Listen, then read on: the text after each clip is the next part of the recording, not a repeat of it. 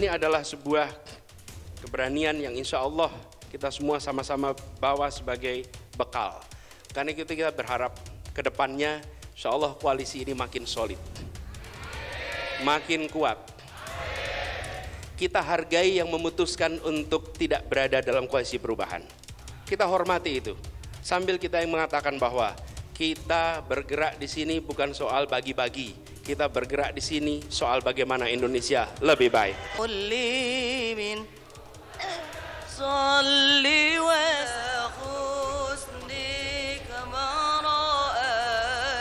Peristiwa ini amat sangat bersejarah. Bukan saja bagi pribadi-pribadi, juga mungkin juga keluarga besar Nasdem. Saya merasa seluruh proses ini berjalan dengan cepat dan lancar sekali. Kok jadi begini? Katanya, sekali lagi informasi, semua gerakan, manuver, proses politik yang seperti ini penuh dengan hingar-bingar, yang berkaitan dengan koalisi dan pasangan capres dan cawapres, katanya ada mastermind-nya. Saya tidak tahu siapa. Katanya ada dalangnya, ada persekongkolan untuk mengeksekusinya, untuk menjalankannya. Semoga kita semua bisa memaafkan, walaupun tidak begitu saja melupakan. Kita harus segera move on. Kami berharap siapapun yang dipanggil oleh tim penyidik KPK kooperatif hadir sesuai dengan waktu yang ditentukan.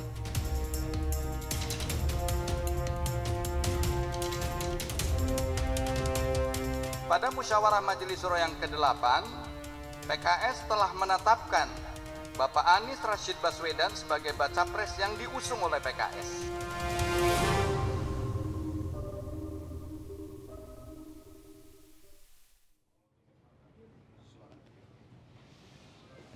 Pemirsa, malam ini kita bertemu kembali di wawancara Kardi Ilyas. Malam ini saya akan mewawancarai pasangan yang trending topik pekan ini, Anies Baswedan dan Muhaimin Iskandar, dipanggil juga Cak Imin selama ini. Nggak tahu, katanya udah berubah jadi Gus. Tapi saya apalnya Cak Imin. Siap. Jadi selamat malam Mas Anies. Selamat malam Bang Kardi. Cak Imin. Selamat malam, Kardi. Jadi Anda berdua memang jadi trending topik, dan tidak hanya itu. Bagi saya ini peristiwa ledakan yang luar biasa selama tahun politik. Ledakan ya. Ya, kalau ada yang bilang prahara kan. Kalau mungkin nggak prahara, tapi petir di siang bolong. Jadi orang-orang kaget tiba-tiba kok jadi berubah begini. Peta politik pun langsung berubah. Hari-hari ini pun masih kacau balau itu, saling menyesuaikan dengan keadaan yang ditimbulkan oleh deklarasi Mas Anies dan Cak Imin. Lah, yang ingin saya tanyakan, saya nggak mau lagi nanya yang Mas Anies sudah jelasin. Saya ingin tanya, ini kan luar biasa. Luar biasanya apa? Masa cinta semalam aja langsung pernikahan? Tanggal 29, Cak Imin ketemu Surya Paloh. Habis itu ketemu Mas Anies. Besoknya udah pernikahan. Sementara ada yang udah 1 tahun saling menjalin hubungan kasih, nggak nyampe-nyampe. Jadi apa yang terjadi di balik ini? Ini kita masyarakat perlu tahu di balik ini apa. Makanya saya bikin judulnya pasangan Anies Baswedan dan Cak Imin dijodohkan atau kawin paksa. Apa bedanya itu, Bang? Kalau dijodohkan itu masih baik-baik. Baik-baik. Kalau kawin paksa enggak. Itu ditangkap Ansip. Ya mungkin Mas Aziz dulu lah yang menjelaskan ini apa yang terjadi balik ini sehingga satu malam aja selesai itu persoalan. Ya selama ini dianggap orang rumit. Ada yang hampir setahun, mungkin udah setahun kali. Yang koalisi perubahan nggak tercapai-capai itu nggak tahu siapa yang dirapatkan selama setahun. KKIR juga setahun. KKIR. Pas tahun juga. Setahun KKIR. Ya tapi beda. Kalau beliau itu beda dengan Mas Adis. Kalau beliau itu, kalau saya namakan tuh, kalau orang Minang bilang itu digantung tidak bertali namanya. Digantung tidak bertali. Tidak ada tali. Tidak bertali. Itu paling merusak orang gitu. Kalau kita digantung tidak bertali. Mas Adis dulu. Ya, makasih Bang Karni. Jadi memang cepat, memang mungkin kalau istilah saya ketika malam itu saya bilang unthinkable, tak Ya. terpikirkan. Tidak. Kemudian proses perjalanannya juga ya benar-benar singkat. Tapi gini Bang Karni, kalau boleh saya flashback ya, menengok kembali ini jalan yang tak kami duga. Saya sering menyampaikan kadang-kadang kita menemui jalan buntu atau jalan yang kita duga buntu, lalu muncul jalan keluar dari rute-rute yang tak terduga. Dan itu yang terjadi di koalisi perubahan. Bertemu dengan kebuntuan, lalu sudah saya pribadi sampaikan, sudah ikhlaskan saja sudah. Kalau sudah tidak bisa ketemu kesamaan. Karena ada perbedaan yang cukup mendasar. Perbedaan itu adalah terkait dengan kapan harus diputuskan untuk dijadikan sebagai pasangan. Kan kita sampaikan dalam proses ini bahwa setelah melalui proses review opsi-opsi yang ada, opsi wakil yang tersedia adalah Pak AHY. Mas AHY itu opsinya. Itu sudah disampaikan sejak Juni. Nah, kepada semuanya, dari pihak Nasdem menyampaikan kami tidak menolak, tapi kami tidak mau diputuskan sekarang. Opsi AHY ini nanti di ujung. Oke. Di sisi Demokrat berkeinginan kalau sudah opsinya tinggal AHY, kenapa tidak segera diputuskan? PKS berpandangan lebih awal lebih baik, tapi tidak memberikan harus kapan. Nah, pada tanggal 25 September hari Jumat, pertemuan di Cikeas, Pak SBY menyampaikan bahwa sebelum tanggal 3 sudah deklarasi. Dan itu yang kemudian proses pembicaraan menjadi punya deadline. Kalau sebelumnya kan tidak ada deadline. Ada pembicaraan, masih jalan terus, yang tadi Bang Karni bilang. Terus gitu, masih coba bicara. Ya, itu yang heran saya. Hampir ya setahun lah, mungkin lebih kali. Itu apa ya yang dirudikan tuh? Camp David aja nggak sampai berapa hari udah selesai. Nah, karena itu Bang, makanya saya teruskan sedikit Bang. Jadi ketika di ujung pada tanggal 29 hari Selasa, ya akhirnya mencapai puncak dari ketidaksepakatan itu. Selesai. Tanggal berapa itu? Hari Selasa tanggal 29. Oh, Agustus. hari yang ketemu Nah, dengan jadi Surya pada sore itu sepakat bahwa tidak ada kesepakatan. Demokrat menginginkan deklarasi segera, Nasdem tidak bersedia, dan lalu masing-masing silahkan mengeksplor opsi-opsi lain. Itu sama-sama tahu, dan saya hari Senin malam itu sudah mengabarkan Bang kepada dua-duanya, sudah kita sampaikan saja dan kita terima kenyataan ini. Mudah-mudahan Allah tunjukkan petunjuk jalan keluar, kita nggak tahu. Sampaikan ke siapa? Sampaikan pada masing-masing pihak oleh utusan saya, namanya Pak Sudirman dan Pak Dadang. Jadi intinya Bang, malam itu kebersamaan dalam artian kesepakatan untuk jalan bersama masih tetap ada, tapi membebaskan masing-masing pihak untuk mencari opsi lain. Itu terjadi. Nah, malam itu juga beliau nanti bisa cerita, Gus Imin ada situasi dinamika yang hari Senin terjadi. Lalu hari Selasa malamnya beliau bertemu dengan Pak Surya Paloh.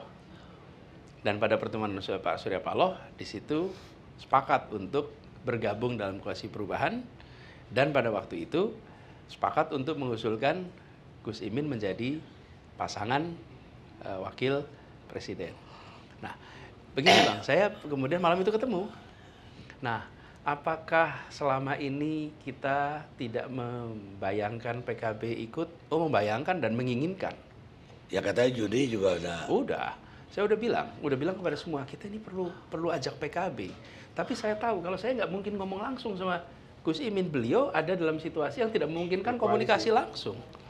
Jadi saya minta tolong Pak SBY, saya minta tolong Pak SP, dan teman-teman kita ngobrol, tapi kan tidak dengan puncaknya. Nah, tapi kan dengan asumsi partainya yang gabung kan, bukan Caimin yang jadi wapres kan. Pada waktu itu kan bicaranya tentang undang PKB. Ya. Yang dengan Demokrat, kami permintaan pada Demokrat, kami tidak mendapatkan kabar lebih jauh. Yang dengan Nasdem, hari itu kita dapat kabar. Rupanya juga PKB tidak mau main-main dua kaki gitu kan kira-kiranya. Tetap konsisten di tempatnya Pak Prabowo sampai koalisi itu berubah nama ya. Kemudian baru Gus Imin itu bicara dengan Pak SP. Nah, pada waktu itu Bang Karni, Pak Surya Paloh menyampaikan, Bung Anies, ini saya menghadapi dua pilihan ini. Pilihan pertama, saya bicara dulu dengan Demokrat dan PKS, rundingan, untuk ajak PKB dan Gus Imin jadi pasangan. Oke, tapi resikonya mungkin PKB dan Gus Imin udah diburu-buru diajak yang lain. Atau saya sepakati dengan PKB dan Gus Imin, baru bicara dengan PKS dan Demokrat, tapi resikonya mungkin mereka merasa dilewati. Jadi masing-masing pilihan itu ada risiko. Lalu beliau pilih untuk bangun kesepakatan dulu, baru bicara. Nah, jadi kemudian kami langsung ajak bicara dengan teman-teman. Saya sendiri melihat opsi yang ditawarkan ini bukan opsi yang jelek sama sekali. Kan begini, Bang, kalau disebut paksa itu bila yang satu tidak suka, Bang, lalu dipaksakan. Nah, kalau ini itu opsi yang memenuhi kriteria yang disepakati di partai koalisi. Partai koalisi itu ada 5 kesepakatan, Bang, tentang kriteria. Membantu pemenangan, 1. Yang kedua, memperkuat koalisi. Yang ketiga, bisa membantu dalam pemerintahan. Ini 3 ini langsung terpenuhi. Pemenangan punya basis pemilih yang berbeda. Memperkuat koalisi, ada tambahan 10% kursi di DPR. Pengalaman pemerintahan, beliau sudah DPR, sudah menteri, wakil ketua DPR, wakil ketua MPR. Kemudian keempat, sevisi perubahan, dan itu disampaikan sevisi. Yang kelima, chemistry, nyambung. Jadi kalau itu sesuatu yang, kalau saya istilahkan, Nasdem, Pak Surya Paloh mengusulkan nama yang tidak memenuhi kriteria itu, apalagi misalnya kerabatnya atau siapapun, maka kemudian capres dari Nasdem dipaksa, maka itu bisa disebut pemaksaan. Tapi ini usul yang atau proposal yang baik, proposal yang menarik. Justru itulah yang menurut saya kita ingin sampaikan kepada semua. Ini ada opsi yang baik nih. Apa sih kenapa disebut opsi baik? Bang Karni, tujuan kita itu melakukan perubahan supaya kondisi rakyat kita ini jadi lebih baik. Lapangan pekerjaan, kesehatan, pendidikan, kebutuhan pangan yang saya bahas dengan Bang Karni bulan lalu. Itu semua tujuan kita. Untuk bisa meraih tujuan kita, maka harus memegang kewenangan. Kewenangan hanya bisa didapat melalui proses demokrasi. Proses demokrasi itu mengharuskan punya kemenangan. Dan kemenangan itu didapat lewat pemilih yang lebih banyak. Nah, dengan bergabungnya PKB, maka basis pemilihnya menjadi lebih luas.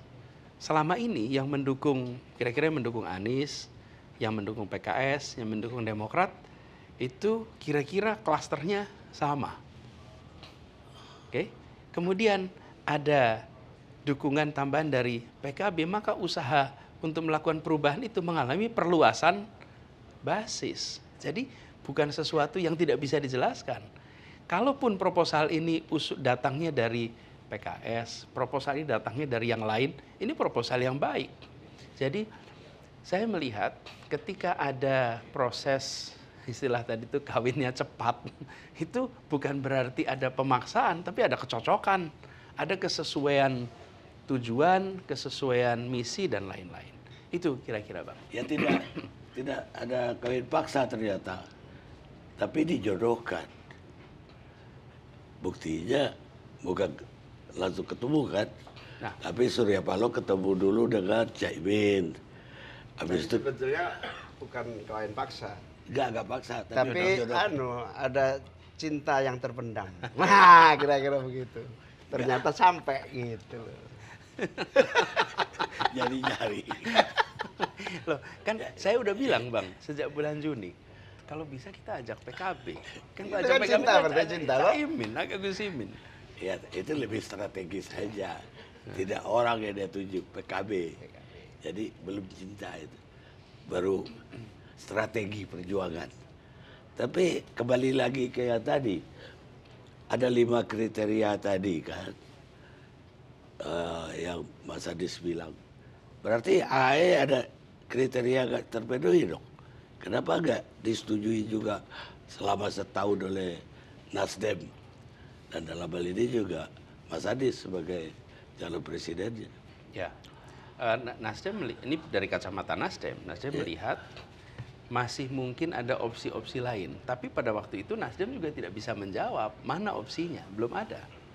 Karena itu Nasdem merasa kenapa harus buru-buru, tunggu. Jadi Bang, kalau dikatakan bahwa Nasdem menolak AHY, tidak. Nasdem tidak menolak, tapi tidak mau dideklarasikan segera. Demokrat, bila dikatakan Demokrat memaksakan AHY, juga tidak. Coba Demokrat meminta dideklarasikan segera. Tapi kalau dideklarasikan segera, ya artinya AHY. Walaupun tidak dikatakan harus AHY. Kalau dideklarasikan segera, ya opsinya tinggal AHY. Kalau dideklarasikan nanti, opsinya ada yang lain. Nah, tapi itu Bang, kalau saja Bang, tidak ada pertemuan di hari Selasa di mana tim 8 deadlock, maka ini adalah pertemuan saya dengan Gus Imin, kemudian percakapan antara Pak Surya Paloh dengan Gus Imin itu seperti menyimpang dari koalisi. Tapi sudah terjadi deadlock Bang, dan masing-masing sudah memberikan ruang. Silahkan mencari opsi-opsi yang lain. Jadi sebenarnya itu yang terjadi. Nah, tantangannya begini kira-kira. Pertolongan datang itu kan pada waktu itu udah pasrah, berarti kendaraan tidak ada Bang. Kemudian ada jalan baru. Cuman jalan baru itu selisihnya jam Bang. Ya, sehingga orang menduga jangan-jangan sebelum deadlock udah ada perundingan nanti beliau di belakang layar di dalamnya. Nah, sehingga ketika Rabu pagi kabar itu datangnya bersamaan Bang kepada pimpinan partai. Kabar terjadi ketidaksepakatan dan kabar ada opsi baru. Nah, di situ situasinya. Tapi ya Bang ya, kalau saya lihat segala ini semua ada hal yang dalam kendali kita, ada yang tidak Bang. Bang Karninda, ada yang dalam kendali kita coba kendalikan, yang di luar kendali kita doakan. Nah, jadi ini mudah-mudahan ada banyak hikmahnya bagi semuanya nih. Insya Allah ada banyak hikmahnya. Ya, tapi gimana ya? 1 tahun tidak. Makanya saya pertanyaan tadi awal, apa aja dibicarain selama setahun itu? Dan nggak bosan-bosan lagi. Sebetulnya tidak setahun. Kalau Gus Imin setahun, kalau di sini kalau 6 bulan. Nggak pakai rapat tim 8. Ya. Gus Imin cuma nunggu aja. Sebetulnya ya begitu. Ada perbedaan Bang. Yang mau gimana lagi, perbedaannya ada dan tidak mungkin dipertemukan, ya sudah. Makanya kita bilang semua usaha untuk mencari titik temu sudah tidak lagi bisa kita pertahankan. Sudah kita selesai. Silahkan masing-masing mencari opsi, kita cari jalan baru. Iya, tapi silakan masing-masing cari opsi. Nasdem dengan Mas Anies sudah punya opsinya. Belum. Caimin. Belum. Waktu itu belum. Ya. Pada hari itulah. Belum ada. Pada waktu itu Sebetulnya sepakat, saya nggak ada. ada cerita sedikit, Bang. Saya bilang cinta yang terendam itu real. Jadi saya berkali-kali ketemu atau mendengar omongan dari teman-teman Nasdem bahwa pinginnya cawapresnya Anies adalah orang NU. Berkali-kali saya dengar, langsung maupun tidak langsung. Bahkan ketika saya haji, sempat teman-teman Nasdem menemuin saya di Mekah, menawarkan, bagaimana? Saya bilang, saya sudah punya pacar, saya tidak bisa meninggalkan pacar saya.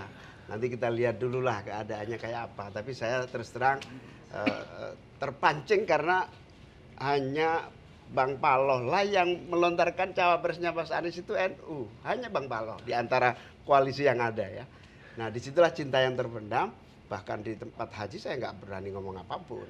Nah tiba-tiba ini serba, saya bilang begini, ada dua teori Bang. Teori yang pertama, kamu pacaran berlama-lama, kalau bukan jodoh tidak akan terjadi. Teori yang kedua, kalau udah pacaran jangan lama-lama, nanti kamu bisa ketinggalan. Kira-kira begitulah teorinya. Apalagi digantung tidak bertali pemirsa. Apalagi digantung tidak bertali. Kita rehat dulu pemirsa.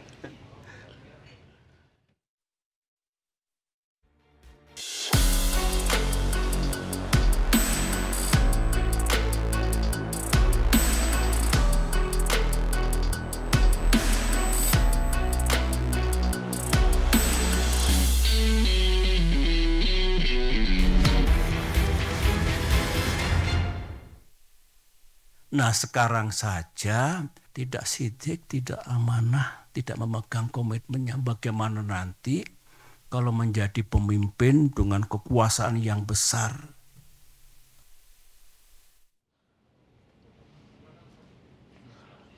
Pemirsa, kita lanjutkan diskusi kita. Sekarang Caimin. Ya. Besok kan dipanggil oleh KPK ini. Ya. Dan udah siap. Siap. Saya bingung nih, ini kasus tenaga kerja ini apa sama dengan kasus durian dulu, kardus durian? Surat yang saya terima ini kasus baru. Kasus baru? Kasus baru. Karena yang lama-lama kan memang sudah nggak ada lagi, sudah diputuskan pengadilan berkali-kali, semua sudah clear. Tiba-tiba ada kasus baru. Yang saya sendiri secara material sebetulnya sudah sangat tidak update ya perkembangan makanya saya harus belajar malam ini untuk mempersiapkan apa sih masalahnya yang sesungguhnya. Kasus apa yang mereka persoalkan? Dan kok ingatnya belakangan gitu? Iya, bayangkan 10 tahun ya, mungkin saya lebih kali. 12 tahun saya baca undangan itu, ini kasus perlindungan TKI melalui sistem IT lah kira-kira gitu. Melalui monitoring. TKI di luar negeri maksudnya? Di luar negeri. Di luar negeri. Detailnya saya belum tahu, makanya besok saya akan cek apa saja yang perlu saya jelaskan, akan saya jelaskan. Apa ada proyek IT ketika itu? Ada, pasti ada. Sebagai bagian dari tupoksi Kemenaker kan memang perlindungan TKI di luar negeri. Apa Caimin selama ini udah dengar juga bahwa ini disidik di penyelidikan dulu kan? Saya belum dengar sama sekali. Jadi baru tahu setelah meledak di media itu aja, diumumkan. Meledak di media setelah pecah berita Caimin jadi calon wakil presiden. Ya, kita deklarasi tanggal itulah saya diundang itu. Bagaimana Caimin melihatnya ini? Apakah ini ada skenario untuk menggagalkan Caimin? Ya, saya sebagai pimpinan DPR, sebagai ketua umum partai, melihat fakta yang berkembang di KPK ini sesuatu yang biasa. Proses hukum yang memang harus dilakukan oleh KPK, termasuk mengundang saksi, mencari keterangan. Soal persepsi yang macam-macam, saya tidak dalam kapasitas untuk menilai apakah ini politis atau tidak. Saya memandang dan menyiapkan diri sebagai orang yang akan menjelaskan secara detail semua persoalan yang ditanyakan dalam kasus yang menjadikan tersangka mantan Dirjen Bu Rena, yang itu saya juga akan coba ingat-ingat apa yang sesungguhnya terjadi.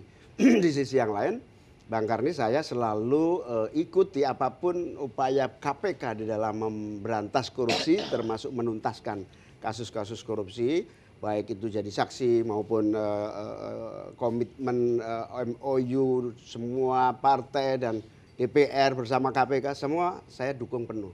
Jelek-jelek begini termasuk salah satu penyusun undang-undang KPK awal reformasi sampai hari ini. Ya itu udah apalah jelas, tapi yang nggak jelas itu kok mendadak begini dan setelah ada berita jadi cawapres. Lah kan semua orang terkena itu pasti mikirnya ini gara-gara ini. Kalau saya nggak mikir itu, pokoknya apa yang jadi tugas saya laksanakan, persepsi saya nggak penting buat saya. Iya bukan persepsi, kecurigaan batin itu kemana? Ini ulah siapa ini? Saya tidak tahu, nanti kita tunggu kabar langitnya kayak apa, kira-kira begitu. Iya artinya kok tiba-tiba ada kasus 12 tahun lalu. Iya. Dan baru saya baru sama sekali tahu ini. Dan selama ini nggak ada pemeriksaan atau panggilan. Nggak ada sama sekali. Atau dengar bahwa kasus ini diusut. Gitu. Sama sekali tidak dengar. Aja. Jangan panjang-panjang nanya ini, besok kehabisan pertanyaan KPK-nya. Ya, kita yang dibalik itu kan kita. Bukan itu lagi kan. Begini ya, bagaimanapun juga Mas Adis juga kan tadi pertanyaannya ini kawin dijodohkan atau kawin paksa. Ternyata dijodohkan. Siapa yang dijodohkan? Dalam hal ini ya, yang terang benderang Pak Surya Paloh. Tapi siapa di balik Pak Surya Paloh? Kan itu orang bertanya-tanya juga. Ada berapa kali loh Pak Surya Paloh ketemu presiden sebelum penjodohan ini terjadi. Sehingga logika awam Mas Anies, wah ini maunya Pak Lurah. Nah kalau ini maunya Pak Lurah, pertanyaan berikutnya untuk kasusnya Caimin, ini maunya siapa? Kalau ini kawin ini maunya Pak Lurah, gak mungkin Pak Lurah pula yang kepingin membubarkan ini kan. Nah, pertanyaannya ini maunya siapa?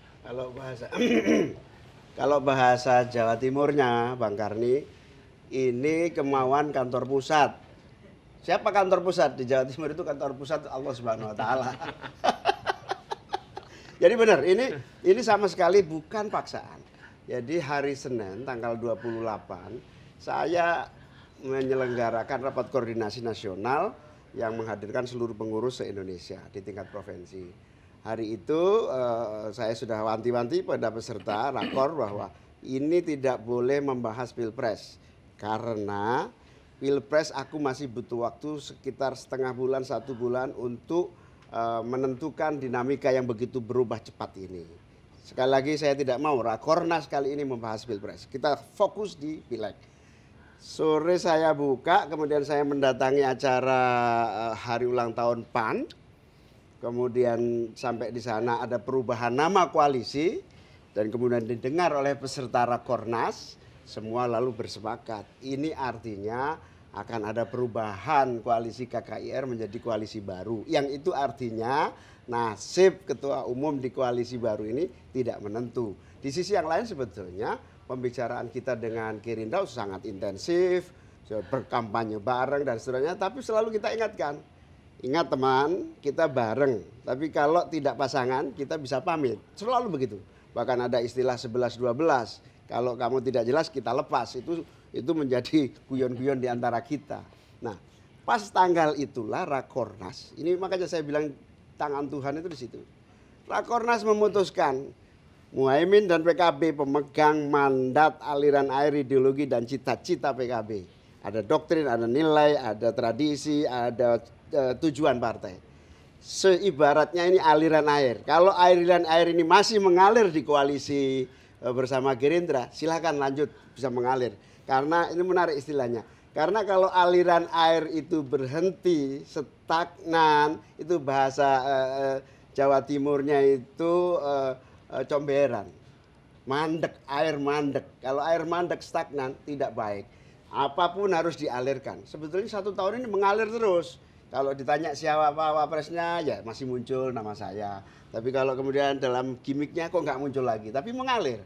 Tapi begitu acara di PAN itu betul-betul stuck. Begitu saya lihat stuck, saya nanya sama salah satu ketua umum, bos, cawapresnya siapa bos?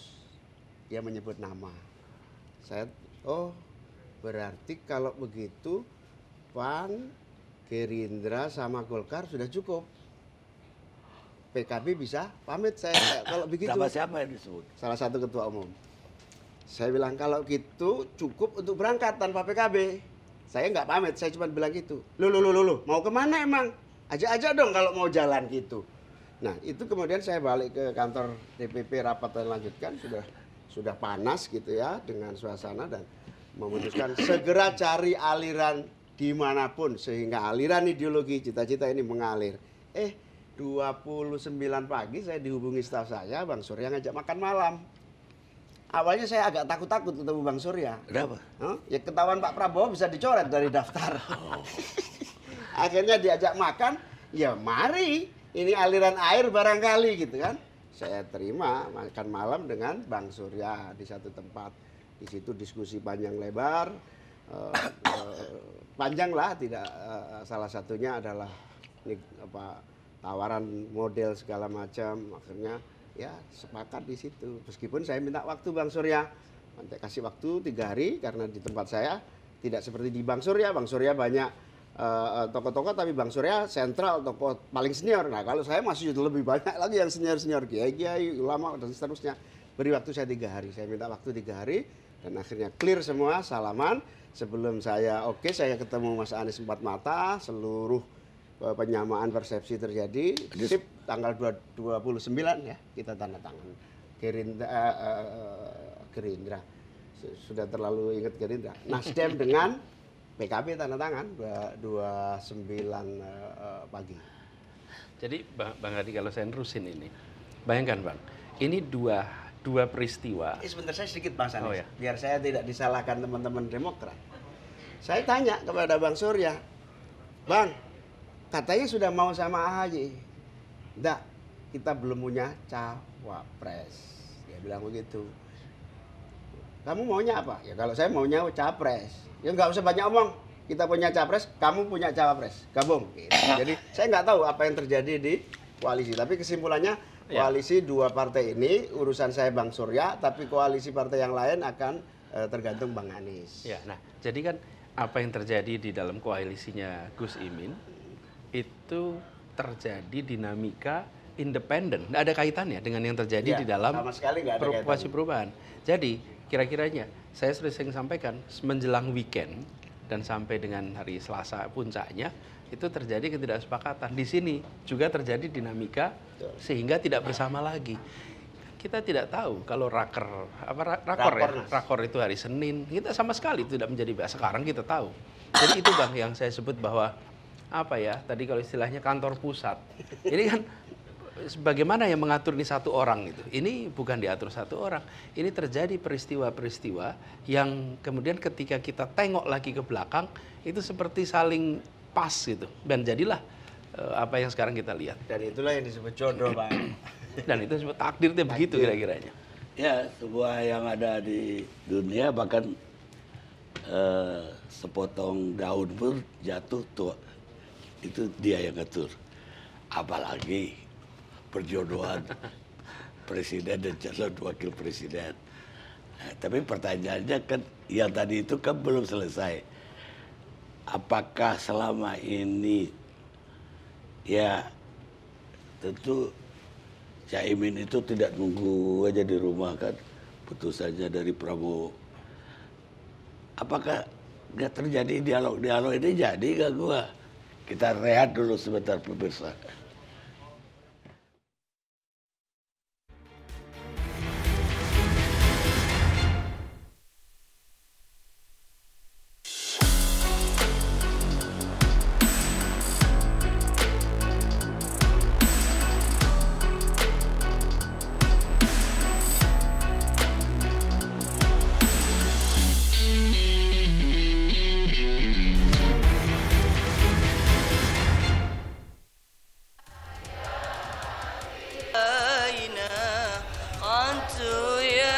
dalam keputusan itu pakai kriteria Pak, supaya predictable, yaitu tak bermasalah. Karena kalau ada masalah, mudah sekali kesandung sekarang ini. Nah sekarang saja tidak sidik, tidak amanah, tidak memegang komitmennya, bagaimana nanti kalau menjadi pemimpin dengan kekuasaan yang besar.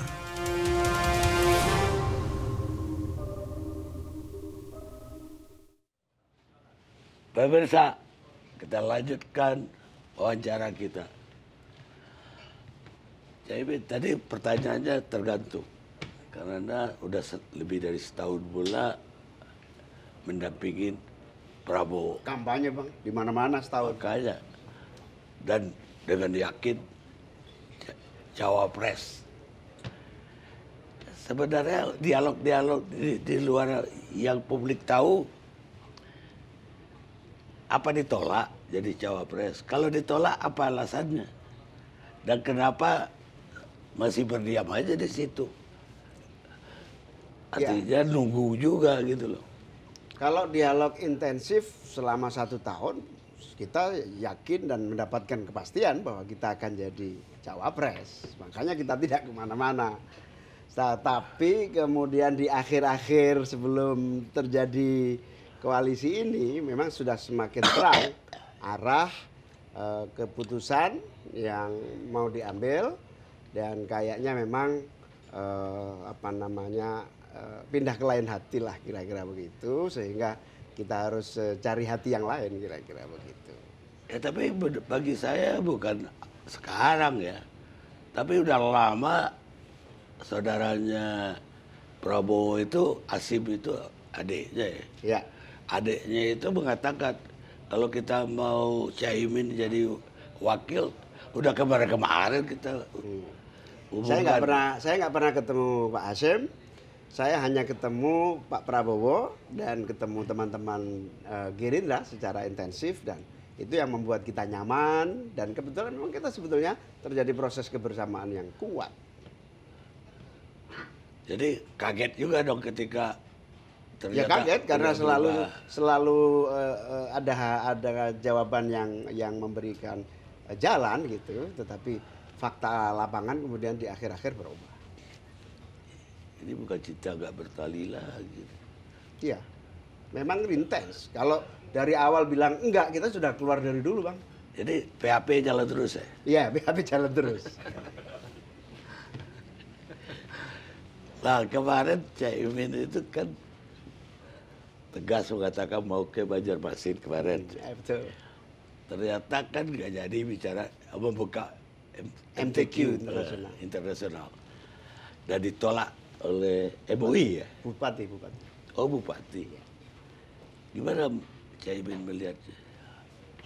Iya, ini aneh sekali ya Bang. Saya ini pamit dari undangan KPK untuk acara yang sudah lama kita agendakan, yaitu di Banjarmasin, di Kalimantan Selatan, Tanah Laut.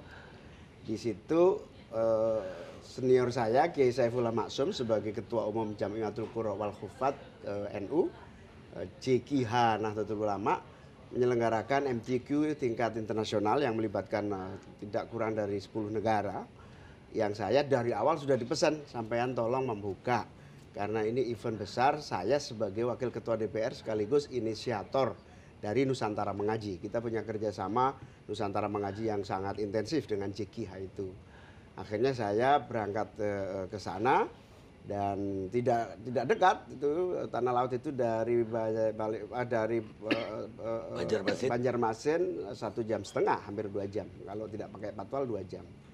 Sampai di sana saya dengan santai aja, saya kira semua berjalan baik. Kemudian saya sholat, tiba-tiba Kiai Saifullah Maksum nemuin saya sambil nangis. Saya minta maaf Pak Ketum, saya mohon maaf di luar kemampuan saya. Ini acara dibatalkan. Kenapa loh? Saya udah sampai sini capek-capek jauh-jauh. Dibatalkan karena permintaan Bupati, Pak Muhaimin tidak boleh memberi ceramah maupun membuka acara ini.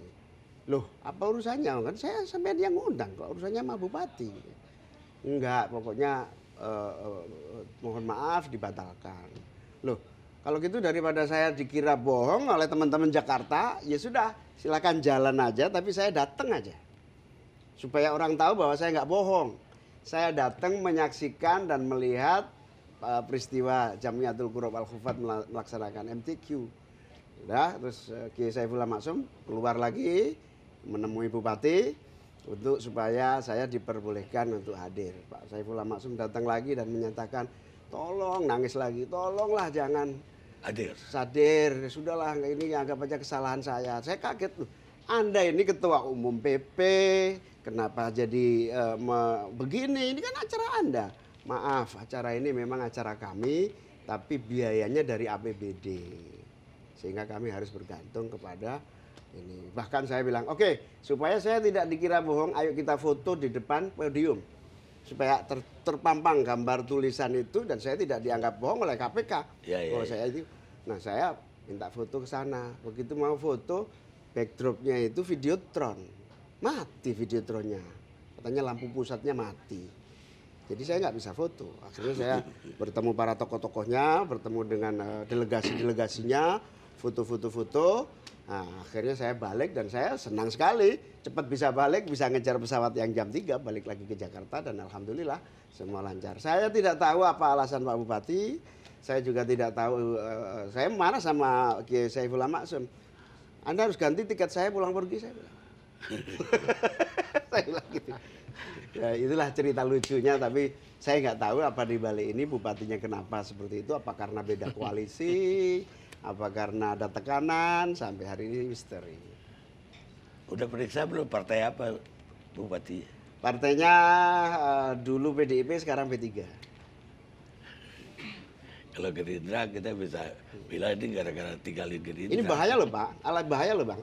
Kalau cara begini antar partai melakukan sabotase, nanti Bupati PKB saya minta dilarang mengundang partai lain, kan bahaya. Tapi nggak boleh itu tidak boleh terjadi. Ini anggap aja insiden yang tidak bermakna apa-apa. Sekarang kayak Mas Anies. Mas Anies itu pernah mengatakan calon yang dicari itu berani dan tidak punya masalah. Ternyata CIB bermasalah ini. Mau diterusin atau mau digagalkan? Kalau masalah dari kecil banyak masalah Bang. Masalah keluarga. Yang bikin masalah itulah yang kemudian jadi pembicaraan, bukan? Iya. Jadi gini, ini saya cerita sedikit ya. Kan 5 tadi kriterianya Bang. Iya. Setelah jalan apa sih yang terjadi? Tidak ada yang berani ketemu, tidak berani diajak, apalagi diajak pasangan. Selama berbulan-bulan saya bicara dengan pihak A, B, C, D. Hampir semua menyatakan nggak berani. Ini contohnya aja. Gus Imin baru mulai sama-sama, beliau sudah merasakan nih. Kami merasakan kira-kira mirip seperti yang dialami Gus Imin. Cuman kan kalau Gus Imin mengalami kejadian begitu, jadi berita karena harusnya ada di KPK, bener nggak jadi kan?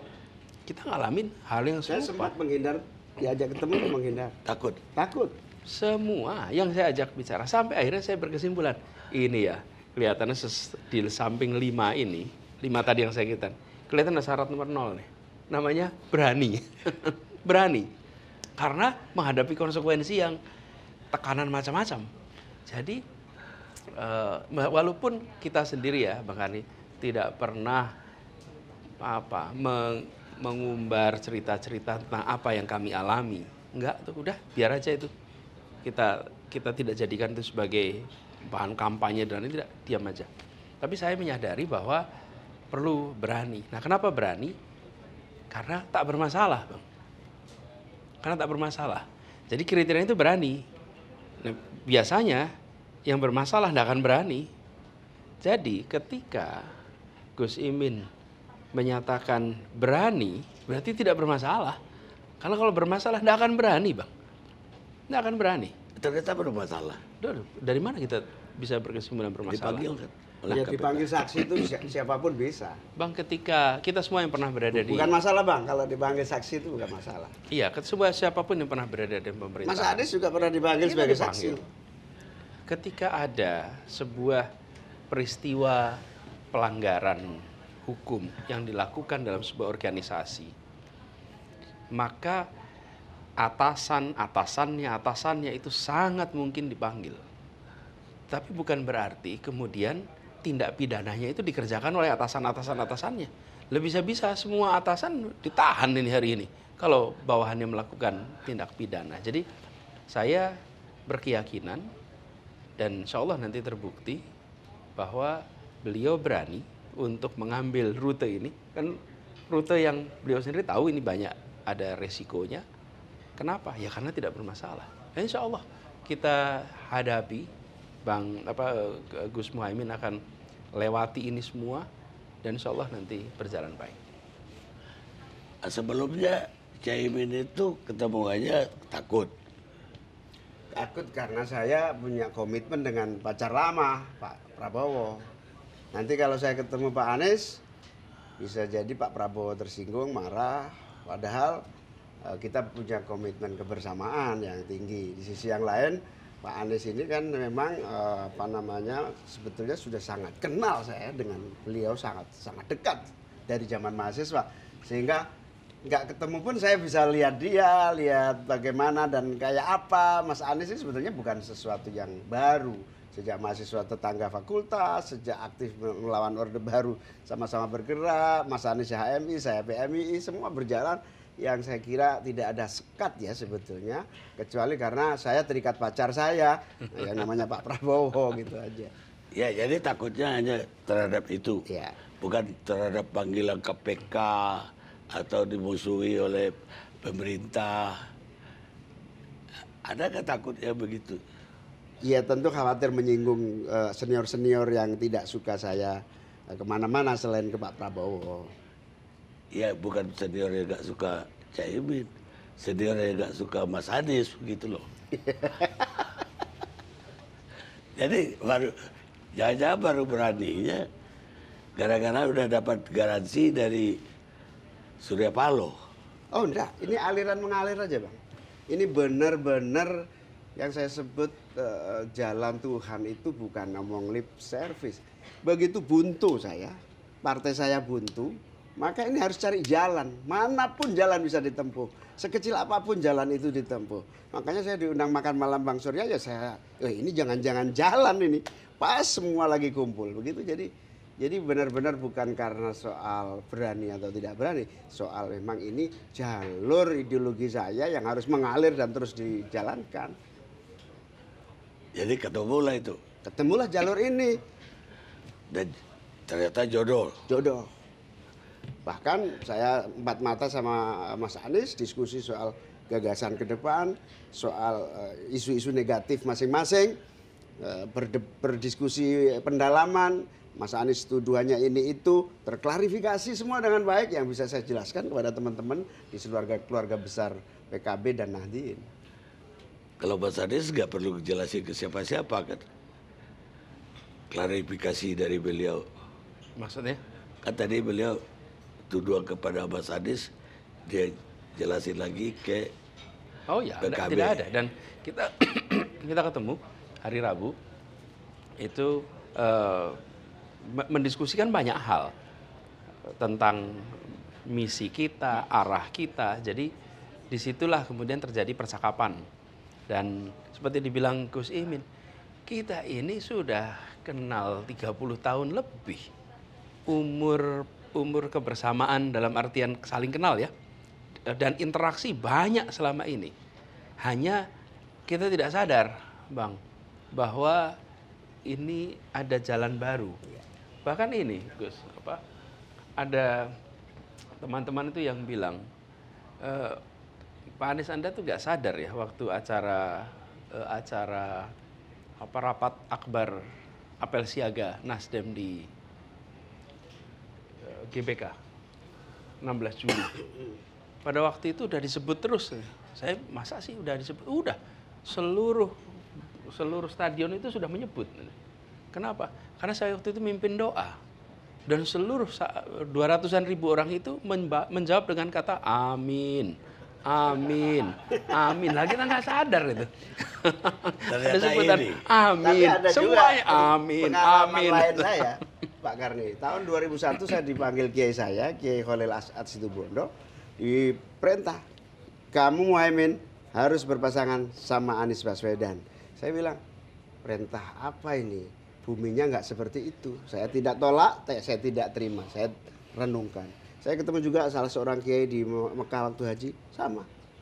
Saya istikharah, hasilnya ini. Bahkan ketika saya habis ketemu Bang Surya, saya minta tanya pada beberapa kiai istikharahnya. Bahkan ada yang sedang melaksanakan umroh, Kiai Badawi, beliau langsung nelpon, istikharahnya sangat bagus. Wa ta'awanu 'alal birri wat taqwa wa la ta'awanu 'alal ismi wal 'udwan. Bertolong menolonglah, kerjasamalah dalam kebaikan dan takwa, dan jangan bertolong menolonglah dalam dosa dan perpecahan.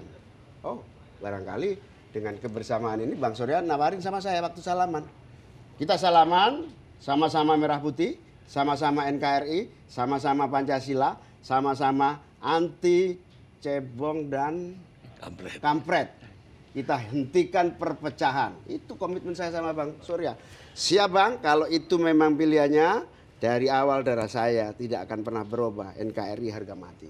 Itu karena banyak orang yang mengira Mas Anies khilafah segala macam itu muncul. Akhirnya saya ketemu diskusi dan tidak ada khilafah yang dikhawatirkan di dalam koalisi ini. Itu ke-NU-an saya sudah terbukti dari sejak kecil sampai sekarang untuk bagaimana tegak berdiri pada NKRI dan Ahlus Sunnah wal Jamaah. Baik, pemirsa, kita rehat lagi sejenak.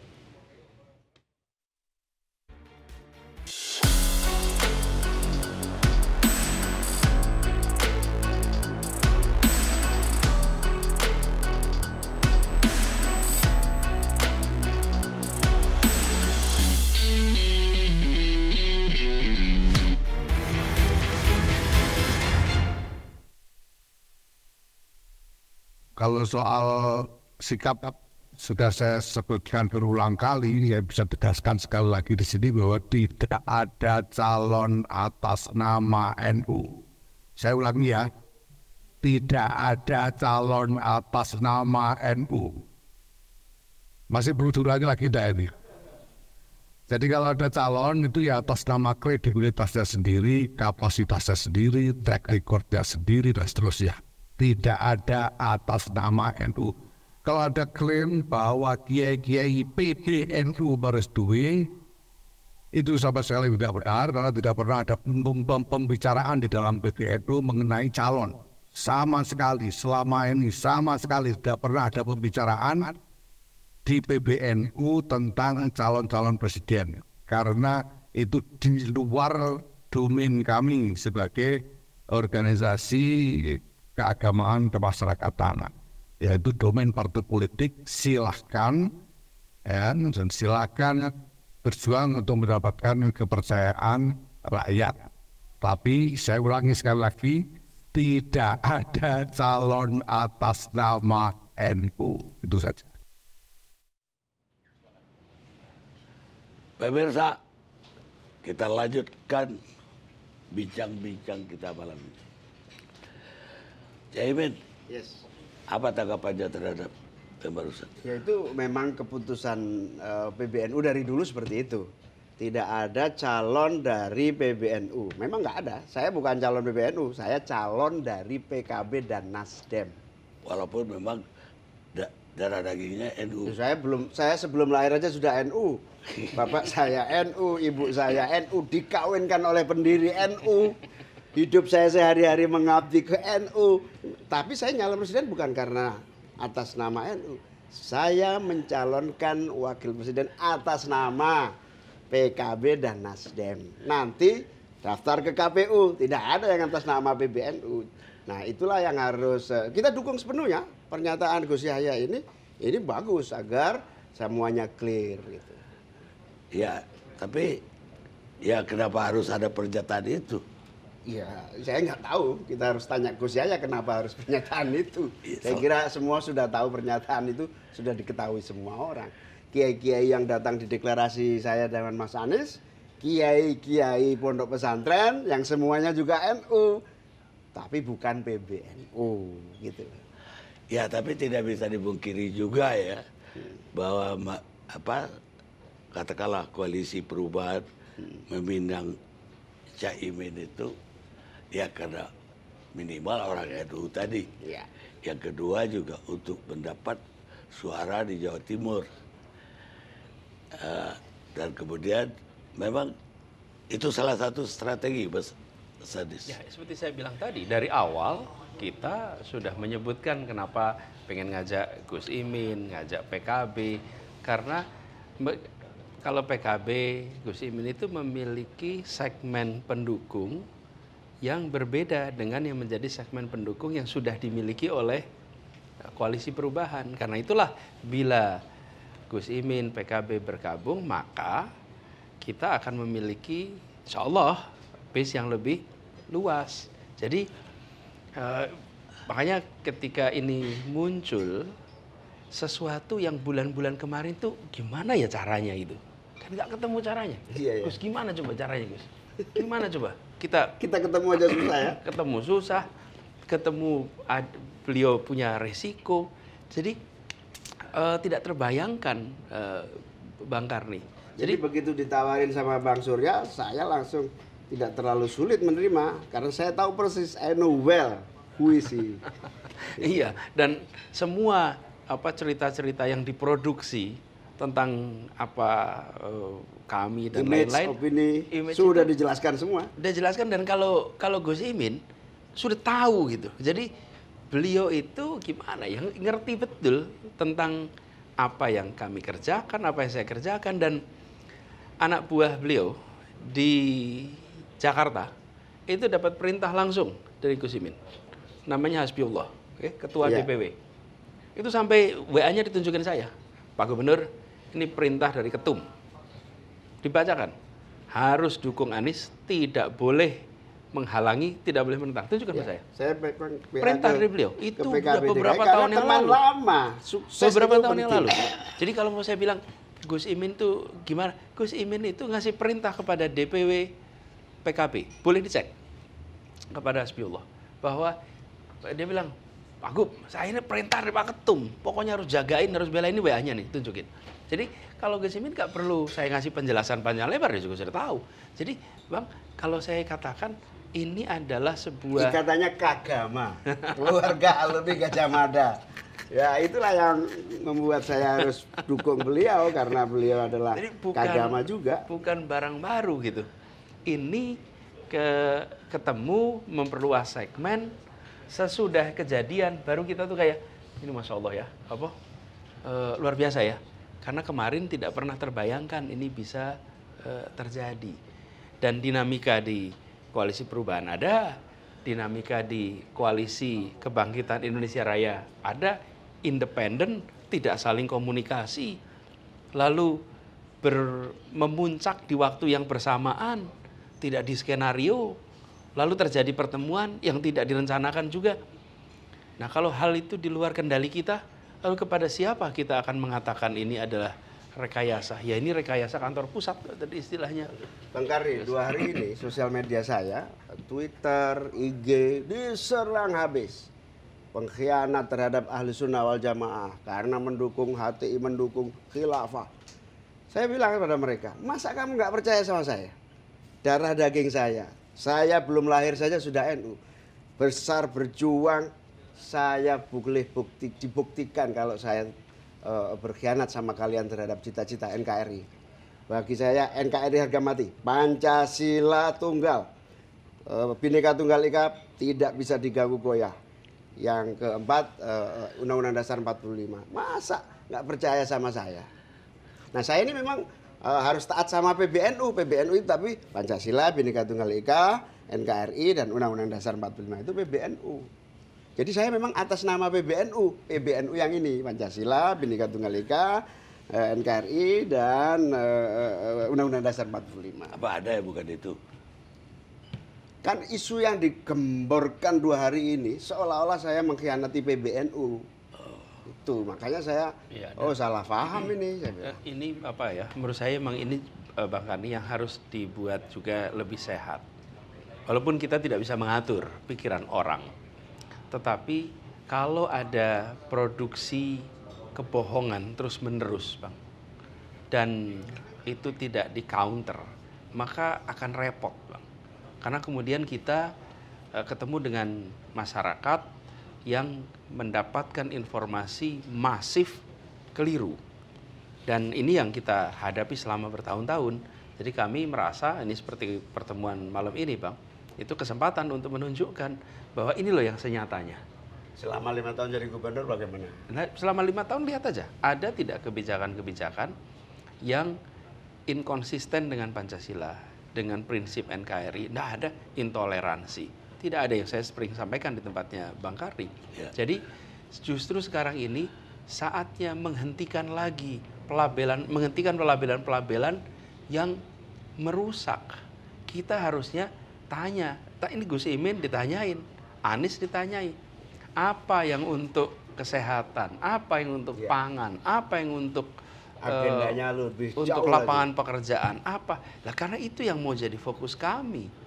Kenapa terus-menerus kita ini dibawa kepada percakapan-percakapan yang dan sudah saatnya kita ditanya, karena itu kita kalau diundang untuk memaparkan gagasan, memaparkan rekam jejak, dengan senang hati kita datang, karena itu yang ingin kita tunjukkan kepada masyarakat.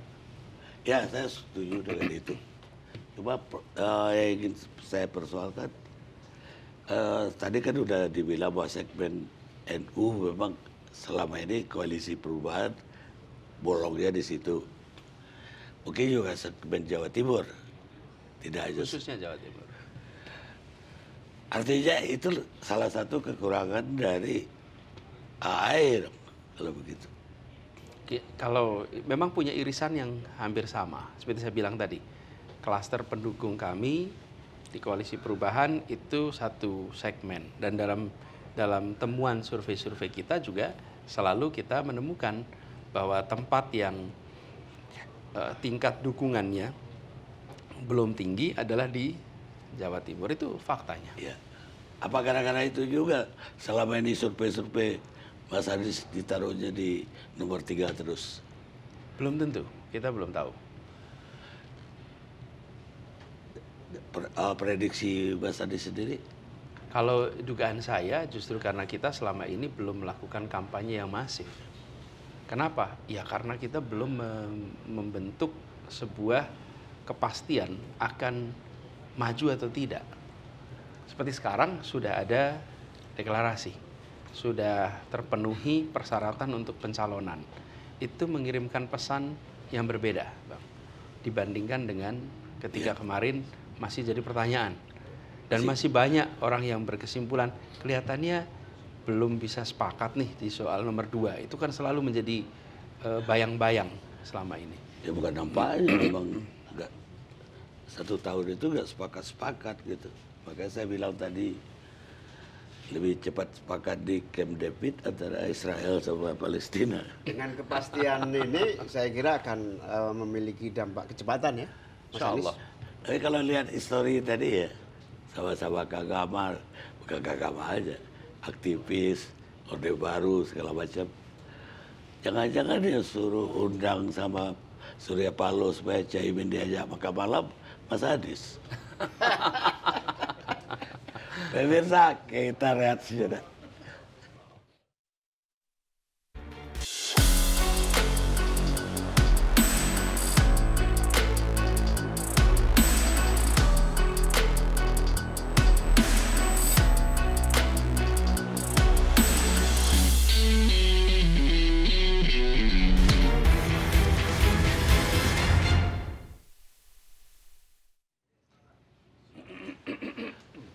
Pemirsa, kita sudah sampai di ujung acara. Ini yang tersisa ya, bahwa Prabowo misalnya mengatakan nanti Caimin itu balik lagi ke kita, misalnya. Terus di lain pihak juga pertanyaannya untuk Mas Anies. Bisa juga ya sebaliknya, AAE balik lagi ke koalisi perubahan. Kalau ini terjadi gimana? Mas Anies dulu, Mas Ya, Anies dulu. kalau kita rasanya udah final, Bang. Ini insya Allah kita siap untuk jalan ke depan bersama-sama, dan ini ada niat baik ada proses yang cepat, tetapi juga ada rasa bersyukur bahwa ini semua kita tengok depan. Dan kami tidak pernah membayangkan bahwa koalisi perubahan itu akan ada yang berkurang. Kita menghormati pilihan yang diambil oleh Partai Demokrat, tapi itu bukan sesuatu yang kami harapkan. Kami berharap bisa terus bersama-sama. Jadi kita lihat ke depan. Mudah-mudahan kita terus bisa sama-sama. Tapi kalau kita, insya Allah kita akan jalan terus. Dan kemarin juga prosesnya cepat, itu ada hikmahnya juga, Bang.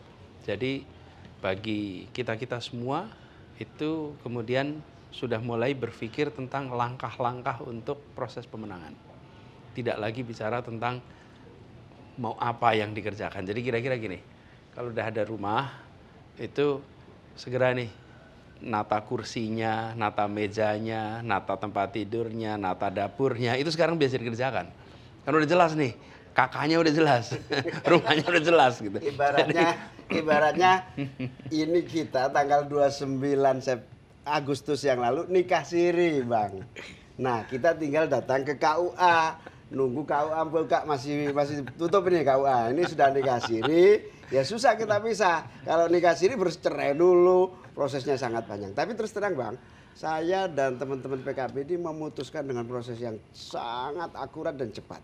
Ada dinamika yang luar biasa, ada komunikasi internal yang intensif, bahkan keputusan terakhir sempat saya tidak ingin ikut-ikut subjektif dalam memutuskan. Silakan kalian putuskan bersama semua stakeholders, saya nunggu hasilnya saja. Jadi ini keputusan yang tidak ada kaitannya dengan konstelasi politik atau apapun. Jadi memang jodoh yang dinikahkan secara siri ini tinggal nunggu KTP Mas Anies, KTP saya, KUA ini. Nah, tinggal nunggu KUA-nya namanya KPU. Nah, pertanyaan tadi itu, Prabowo udah ngomong, nanti juga balik. Bagaimana kalau janda lama itu minta balik? Itu persoalan. Ya sudah nikah gimana?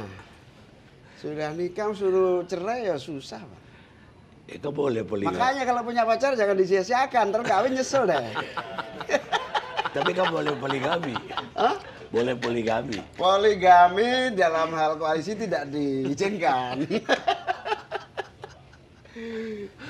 Ya kepada yang sudah punya pacar, jaga baik-baik, jangan sampai di hari pernikahan beda jodohnya, gitu lah kira-kira.